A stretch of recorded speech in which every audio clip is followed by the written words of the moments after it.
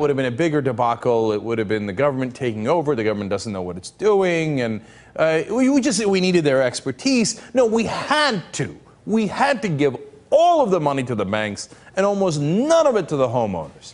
Why? Because it would eventually help the middle class.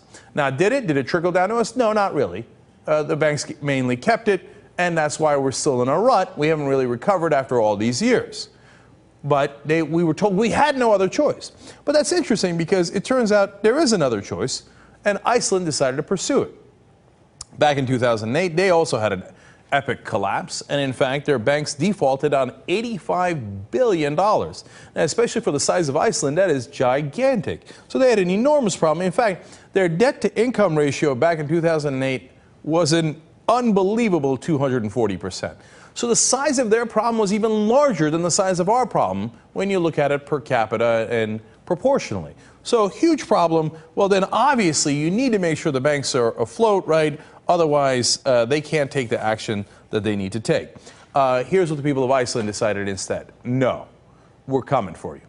Not only did they have protests, but they were starting to throw rocks at the Parliament building and saying, we're not going to take this crap.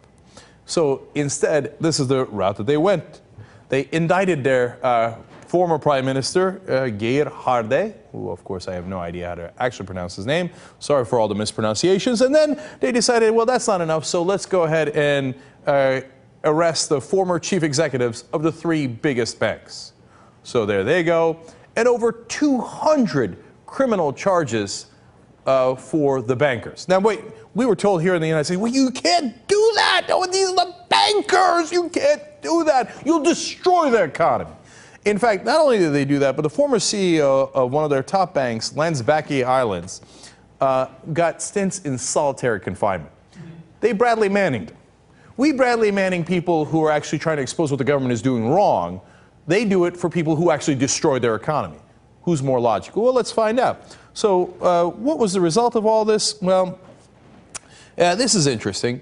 They decided to give actual relief to the homeowners. So what they did was they forgave debt exceeding 110% of home values.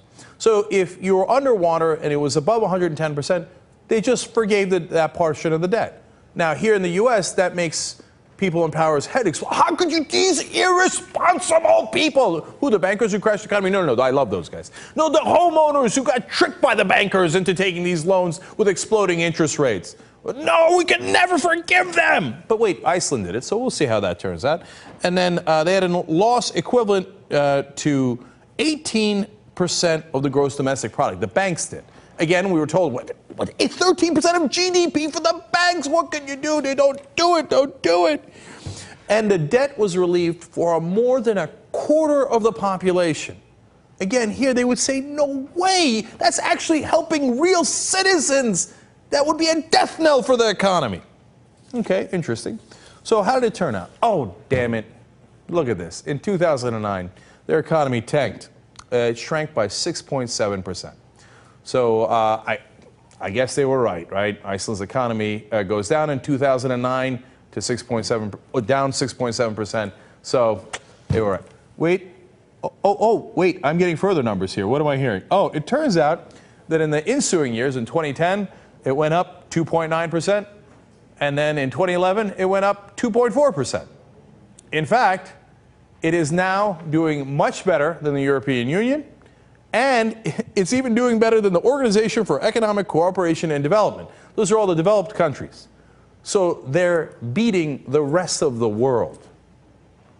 But wait, I thought that if we went after the bankers, that our economy would never improve, that we would be in desolate condition and we would be in a depression that we couldn't possibly recover from.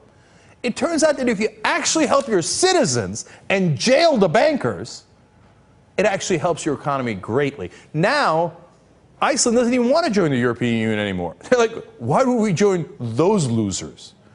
Those guys are still trying to prop up their banks, their bank executives. They're still funneling money to all those guys and doing austerity for their citizens, cutting from their citizens and giving to the bankers. That is a proven failure of a strategy. It didn't work in Europe. It hasn't worked in the United States of America. The one place where they did what at the time Paul Krugman said, I said, Simon Johnson said, so many other of top economists said, Hey, why don't we nationalize the banks? Why don't we give relief to actual citizens instead of the top banking executives that caused the collapse? Well, they tried it in Iceland, and it worked. It worked better than almost anywhere else in the world.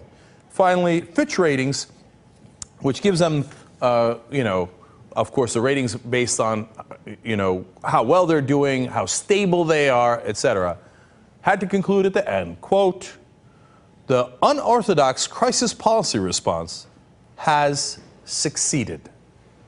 It was so unorthodox to actually give the advantage to the citizens rather than the bankers, but shockingly enough, it has succeeded. There is another way of doing it. Iceland did it. It worked. It would also work here in the United States, but since our politicians are corrupt and captured by those top banking and multinational corporation executives, we will not do that, because our politicians do not work for the population. They have no interest in helping the population. They work for the banking executives and all of their other top donors. So don't let them lie to you and tell you, oh, no, we have to help the bankers, otherwise there's no way to help the economy. It is the exact opposite of the truth. If you actually went after the bankers, you would help the economy. If you needed any more reason to hate Tim Geithner, well, this will do it for you.